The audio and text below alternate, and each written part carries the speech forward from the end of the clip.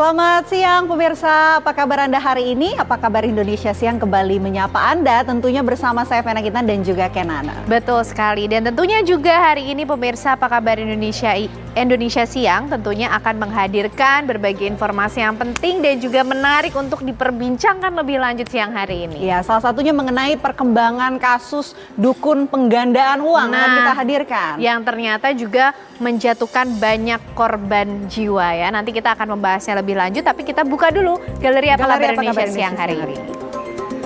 Kita ke informasi pertama, Kenana dan juga pemirsa. Ini update terbaru ya soal jumlah korban pembunuhan dukun pengganda uang Slamet Tohari di Banjarnegara, Jawa Tengah yang terus bertambah. Polisi kembali menemukan 2 jenazah korban sehingga total korban sampai saat ya masih berkaitan dengan kasus dukun pengganda uang. Kenana dan juga pemirsa, ini usai ditangkap aparat kepolisian atas kasus pembunuhan dengan modus penggandaan uang. Istri Mbah Slamet mengaku tidak mengetahui aktivitas suaminya. Ya, bahkan dalam 1 tahun terakhir pemirsa, Mbah Slamet ini jarang pulang ke rumah, dan berikut wawancara reporter Ronaldo Bramayanto bersama istri Mbah Slamet, Seneh. Ya, soal dukun pengganda uang ini memang menyita perhatian cukup besar di tengah masyarakat, termasuk juga kami masih akan hadirkan informasi yang sama topiknya untuk Anda pemirsa. Aparat kepolisian ini membawa Mbah Slamet ke lokasi di mana? Ya, kita beralih ke informasi lainnya, Kenana. Ini informasinya hari ini ada sidang ya atas kasus yang menimpa Vena Melinda. Bukan Vena Kintan ya? Bukan Vena Kintan, Vena Melinda. Kita hadirkan Vena Melinda, kita lihat informasinya. Iya, Ferry Irawan pemirsa hari ini menjalani persidangan atas perkara dugaan tindak pidana kekerasan dalam rumah tangga atau KDRT terhadap lalu bagaimana jalannya sidang kasus kekerasan dalam rumah tangga KDRT yang menimpa Vena Melinda? Kami sudah terhubung dengan rekan kami Muhammad Imron. Selamat siang Imron. Selamat siang Kenana, Vena. Bagaimana jalannya sidang Ferry Irawan hari ini di sana? Iya, ini merupakan sidang lanjutan. Ya pemirsa, kami masih akan kembali untuk Anda. Apa kabar Indonesia Siang akan kembali mengupas topik yang saat ini tengah menjadi perhatian publik, dukun pengganda uang ya, Vena, dalam segmen berikutnya ya. Dalam segmen One Hot Topic usai jeda, kita akan kupas dan menghadirkan ada wawancara eksklusif rekan kami dengan pelaku Mbah Slamet Tohari. Informasi selengkapnya sesaat lagi, tetaplah bersama kami. Anda kembali di Apa Kabar Indonesia Siang pemirsa, dalam segmen One Hot Topic hari ini masih membahas mengenai perkembangan kasus pembunuhan berantai dengan modus dukun penggandaan uang di Banjarnegara pemirsa. Setelah ditangkap oleh pihak kepolisian pada hari Minggu lalu, sejumlah fakta terkuak. Salah satunya dari hasil wawancara rekan kami Budi Zulkifli dengan Mbah Slamet sang dukun pencabut nyawa. Berikut kami hadirkan cuplikannya. Ya, sampai saat ini pemirsa pihak kepolisian telah menemukan total 12 korban yang dikuburkan di bukit belakang rumah dari Mbah Slamet Tohari. Dari total korban tersebut, yang terakhir Mbah Slamet ini bernama Parianto. Warga Sukabumi ini tergiur tawaran menggandakan uang. Saksikan di layar berikut ini adalah pesan WhatsApp Parianto kepada pihak keluarga sebelum dinyatakan hilang. Kami hadirkan.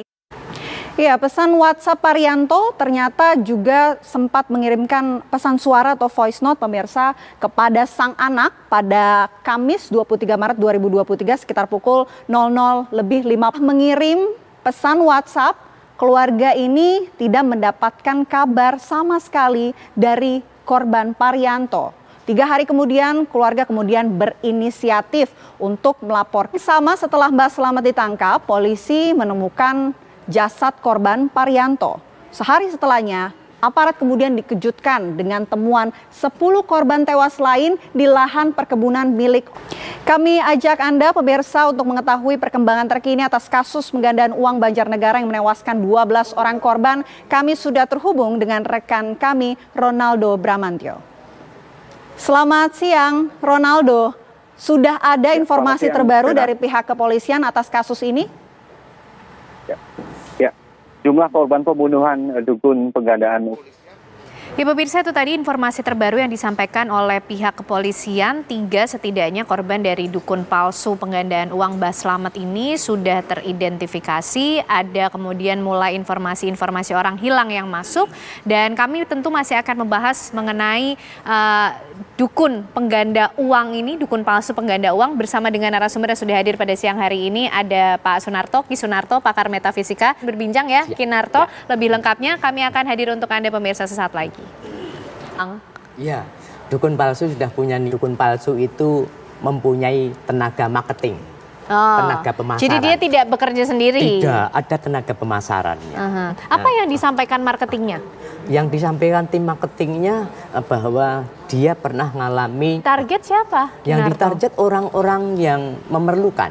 Biasanya marketing itu, kalau zaman dahulu marketingnya itu biar bisa datang ke pasar. Tempat menaruh orang harapan itu, ya. Oke. Harapan itu. Nah, kalau zaman sekarang menggunakan medsos. Marketing itu bekerja berhasil mendapatkan korban.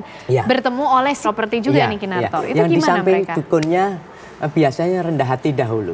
Ada apa? Saya sebenarnya nggak bisa ingatnya. Antara lain sekian untuk membeli. Saya sebagai klien atau korban begitu katakanlah. Iya, Mbak Ken sebagai korban, sebagai klien saya, klien ya, itu jangan saya. Ya. Mbak Ken sebagai klien dukun palsu, dukun palsu mengatakan syaratnya sudah bawa syarat, oke syarat. Oke. Mbak Ken diajak ke kamar. Kamar itu temaram, tidak terang benderang seperti ini. Oke. Ketika temang dalam tempo sesingkat-singkatnya, betul. matanya sudah membelalak. Sakti bener.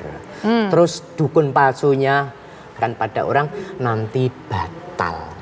Karena alam gaib tahu. Nah, Yang bekerja alam gaib. Itu trik mereka. Trik dukun palsu itu. Oke, jadi ngomongnya cuma sedikit-sedikit Sedikit-sedikit marketingnya. itu, ya. Oke, Gitu. nah jadi klien atau korban datang membawa uang sekian, dijanjikan berapa hari, begitu. Ya, tim marketing itu juga pinter. Kalau nggak mau menggandakan duit, nggak punya duit banyak, bisa mas kalung, suweng. Dibuat menunggu sekian hari dan mereka juga manut gitu Ki Narto, Yang memang dibuat saja. penasaran. Karena ada harapan besar, ada keingintahuan besar. Karena rahasia ini menggandakan uang. Dukun palsunya bisa aja mengatakan nanti kalau uang sudah tergandakan, kelak bukan hanya uang saja, istrimu bisa diganti. Dibunuh akhirnya ketika mereka menuntut uang mereka mana, gitu kan? Karena dituntut terus menerus, dia sudah punya bisin bahasanya. Caranya gimana? Kenapa di kasus Mbah Slamet dari rumahnya sampai ke kebun itu jaraknya taruhlah 500 sampai 1000 meter, itu kan jauh. Untuk gotong gimana? Dia buat dulu kuburan. Nah, kuburan, di kebun itu, di kebun tempat itu. dia berpraktek begitu. Kalau sudah seperti itu mau nggak mengambil resiko apa-apa, mau gitu loh. Ketika mau ya sudah ada ritual-ritual tertentu, mohon maaf loh, biasanya ada. Jadi dukun palsunya sudah minum dulu, ayo minum, malah minum. Yang satu ini kopi yang pahit itu sudah dikasih tahu potas itu tadi. Kalau sudah dikasih potas itu tinggal tunggu sebentar sambil dikasih tahu, mungkin sambil baca apa, suruh apalah terserah ya toh. Wong namanya palsu, jalankan sepenuh hati. Nah, dengan cara seperti itu dia tahu bahwa orang klien itu semakin percaya. Dengan kepercayaan itu mudah diperdayakan. Ya, makanya tidak memberi ruang. Budinya sudah nggak bergerak lagi, nggak dinamis lagi. Intinya hanya percaya dan takut.